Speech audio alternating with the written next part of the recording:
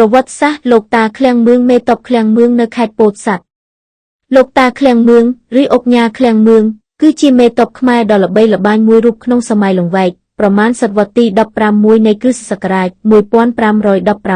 1516ក្រោមរជ្ជកាលព្រះបាទជ័យជេដ្ឋាលោកជាវីរបុរសដែលបានភ្លីជីវិតដើម្បីការពារទឹកដីខ្មែរពីស្ត្រូវសៀមនិងទ័ពខ្មោចស្រុកកំណើតរបស់លោកស្ថិតនៅស្រុកបាកានខេត្តពោធិ៍សាត់លោកតាជាបុគ្គលមានសមត្ថភាពខ្លាំងពូកែចេះមន្តអាគមគាថាគ្រប់បែបយ៉ាងស័ក្តិសិទ្ធិនិងត្រូវបានចាត់ទុកជាស្ថេចក្រាញ់និងចៅវាយស្រុកខេត្តពោធិ៍សាត់បរិបទប្រវត្តិសាស្ត្រក្នុងសម័យនោះប្រទេសកម្ពុជាកំពុងរងការលុកលុយពីពួកសៀមព្រះបាទចន្ទរាជាបុត្រព្រះធម្មរាជាសកម្មភាពនិងការពលីជីវិតរបស់លោកតាឃ្លាំងមឿងលោកតាឃ្លាំងមឿងដំបូងជាមេស្មឹងនៅភ្នំក្រវៀងលោកបានស្មោះត្រង់ចំពោះព្រះបាទចន្ទរាជានិងជួយយកអាសាព្រះអង្គពីសៀមត្រឡប់មកវិញនៅខេត្តពោធិ៍សាត់លោកបានរៀបចំគម្រោងវាយឆ្មក់សម្រាប់ចៅវាយខេត្តនោះនិងបញ្ចូលទ័ពព្រះអង្គចន្ទរាជាលោកបានកេណ្ឌទ័ពខ្មោចឬទ័ពបិសាចដើម្បីបង្ក្រាបស្ត្រូវមុននឹងទៅកេណ្ឌលោកបានឲ្យពលករជីករណ្ដៅជ្រៅ8ហត្ថនិងថ្វាយបង្គំលាសម្ដេចចៅភ្ញីចន្ទរាជា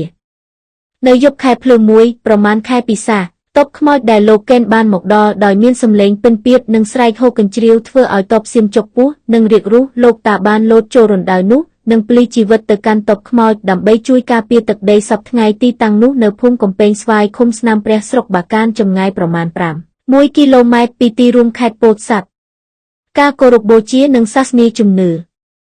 ដោយសារការពលីជីវិតដ៏អស្ចារ្យរបស់លោកវិញ្ញាណក្ខន្ធលោកតាតែងតែជួយទឹកដីពេលមានអាសន្នប្រជារាស្ត្រខេត្តពោធិ៍សាត់និងខ្មែរទូទាំងប្រទេសតែងចងចាំគុណលោកមិនភ្លេចរមណីយដ្ឋានបូជនីយដ្ឋានលោកតាឃ្លាំងមឿងនិងជំទាវខណ្ឌខៀវប្រពន្ធលោកក្លាយជាទីសក្ការបូជាដ៏ពេញនិយមមនុស្សចាស់ក្មេងរាប់សិបនាក់រៀងរាល់ថ្ងៃទៅបន្ទប់ស្រន់សុំសេចក្តីសុខសេចក្តីចម្រើននិងអំណោយពិធីប្រារព្ធរំលឹកគុណតាមឿងធ្វើរៀងរាល់ឆ្នាំនៅខែពិសាខទីកន្លែងនេះក៏ជាគោលដៅទេសចរប្រវត្តិសាស្ត្រសម្រាប់ភ្ញៀវជាតិនិងអន្តរជាតិ